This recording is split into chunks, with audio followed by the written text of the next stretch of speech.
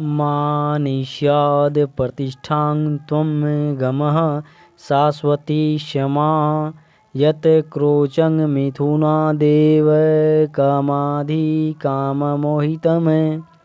आदि कवि वाल्मीकि के मुख से अनायास निकला हुआ यह पहला श्लोक से उन्हें रामायण लिखने की, महाकाव्य लिखने की प्रेरणा मिली। एक दिन दोपहर के समय महर्षि वाल्मीकि तमसा नदी के किनारे प्राकृतिक की सुंदरता का आनंद ले रहे थे। बसंत उतर रहा था, पेड़ों की छाया सुखद लगने लगी थी। वन पर्वत सब हरे भरे थे। तमसा मंद गति से बह रही थी। तमसा नदी का नाम है। नदी का जल निर्मल था। उसमें तैरती हुई मछलियां चमक रही थी और नदी का ताल यानी कि उसका निचला तटभूमि मिट्टी भी साफ दिखाई दे रहा था। हरे भरे वन में भांति भांति के पक्षी कलरव कर रहे थे। नदी के किनारे लंबी चोंच वाले चटकीली रंग के पक्षी एक पांत में ध्यान लगाए बैठे थे। उनमें से कभी कोई तेजी से उड़ता और तीर की तरह पानी में चोंच डुबाकर कुछ पकड़कर ले जाता। नदी तट की शोभा को देखकर महर्षि वाल्मीकि के मन में अपार हर्ष यानी खुशी था। सहसा उसके कान में क्रोच पक्षी की सुरीली ध्वनि पड़ी। आंख उठाई तो देखा क्रोच पक्षी का एक जोड़ा नदी तट पर कल्लोल कर रहा था। क्रोच पक्षी कभी चोंच से एक दूसरे के पीठ सहलाते, कभी थोड़ा सा इधर उधर करके बैठ जाते और फिर पास आकर खेलने लगते। महर्षि वाल्मीकि को ये क्रोच पक्षी बड़े प्यारे लग रहे थे।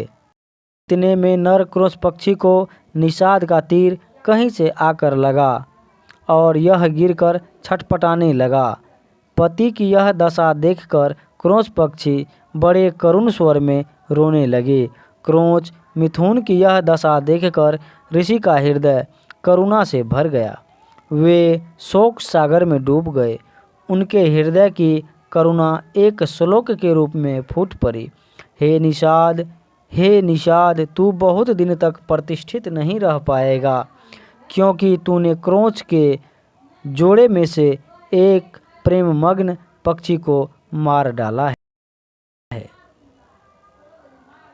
बड़ी देर तक वाल्मीकि शोक के कारण बेसुध रहे। जब वे अस्थिरचित हुए तब अपने प्रियसी से भारद्वाज से बोले, हे भारद्वाज, मेरे शोक पीड़ित हृदय से वीणा का लय में गाने योग्य 4 पदों और समान अक्षरों का यह वचन अनायास ही निकला है। मेरा मन कह रहा है कि अवश्य ही यह प्रसिद्ध होगा। भारद्वाज ने यह श्लोक कंठाग्र कर लिया और गुरु को सुनाया। इसे सुनकर वाल्मीकि बड़े प्रसन्न हुए। उन्होंने स्नान किया और वक्कल वस्त्र पहनकर शिष्य के साथ अपने आश्रम को चल दिए। मार्ग में भी वाल्मीकि माँ निषाद गुनगुनाते चले जा रहे थे।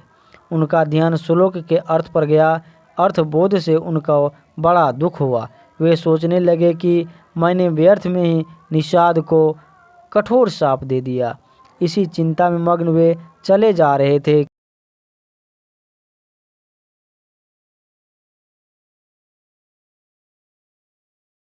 उनको नारद जी की वाणी याद आई। एक बार नारद जी से उन्होंने पूछा था, हे देवर्षि, मुझे किसी ऐसे पुरुष का नाम बताइए जो गुणवान, बलवान और धर्मात्मा हो, जो सत्य पर दृढ़ रहता हो, अपने वचन का पक्का हो, सबका हित करने वाला हो, विद्वान हो और जिससे बढ़कर सुंदर कोई दूसरा ना हो। नारद जी ने कहा था कि ऐसे ही एक पुरुष को मैं जानता हूँ। वो इक्ष्वाकु वंश के राजा दशरथ के पुत्र श्री राम हैं। वे सब तरह से गुणवान और रूपमान हैं और जब क्रोध करते हैं तब डर के मारे देवता और दानव भी कांप उठते हैं। वाल्मीकि को ये सब बातें याद पड़ी और रामायण की जो कथा नारद जी से संक्षेप में सुनाई थी वह भी उनको याद आई। यह याद आया कि देवर्षि देवलोक का आकाश मार्ग से किस गति से चले गए थे। जब महाराज रामचंद्र की कथा वे दोहराने लगे तो सहसा माँ निषाद श्लोक का एक दूसरा अर्थ उसके मन में आया। हे माधव, श्री रामचंद्र जी, तू अनेक वर्ष तक राज करेगा, क्योंकि तूने मंदोदरी रावण जोड़े में से काम पीड़ित रावण को मार डाला है। यह अर्थ मन में आते ही उनकी चिंता मिट गई, परंतु माँ निषाद श्लोक उनके मन से नहीं निकला। वे उसे प्रायः गुनगुनाते रहे। एक दिन वाल्मीकि जब ध्यान में बैठे हुए थे, माँ निषाद गुनगुना रहे थे। सृष्टि की रचयिता ब्रह्मा जी ने उनको दर्शन दिए। ब्रह्मा जी बोले, हे ऋषिवर, मेरी ही इच्छा से यह वाणी अनायास आपके मुंह से निकली है और श्लोक के रूप में इसलिए निकले है कि आप अनुष्ट छंद में महाराज रामचंद्र के संपूर्ण चरित्र का वर्णन कीजिए। श्री राम की कथा संक्षेप में आप नारद जी से सुन ही चुके हैं। मेरे आशीर्वाद से राम, लक्ष्मण, सीता और राक्षस का गुप्त अथवा प्रत्यक्ष सब वृत्तांत आपकी आंखों के सामने आ जाएगा। जो होगा वह भी आपको दिखाई देगा। अतः जो आप लिखोगे वह यथार्थ और सत्य होगा। इस प्रकार आपकी लिखी हुई रामायण इस लोक में अमर हो जाएगी। इतना कहकर ब्रह्मा जी अंतर्ध्यान हो गए। वाल्मीकि श्लोकों में श्री राम के चरित्र का वर्णन करने लगे। सब श्लोक मधुर और सुंदर थे। उनका अर्थ समझने में भी कोई कठिनाई नहीं होती थी। उनके सामने राम, लक्ष्मण, सीता, दशरथ और दशरथ की रानियां का हंसना, बोलना, चलना फिरना प्रत्यक्ष हो गया, यानी सामने हो गया, और वे बिना रुके रामायण की कथा लिखते रहे।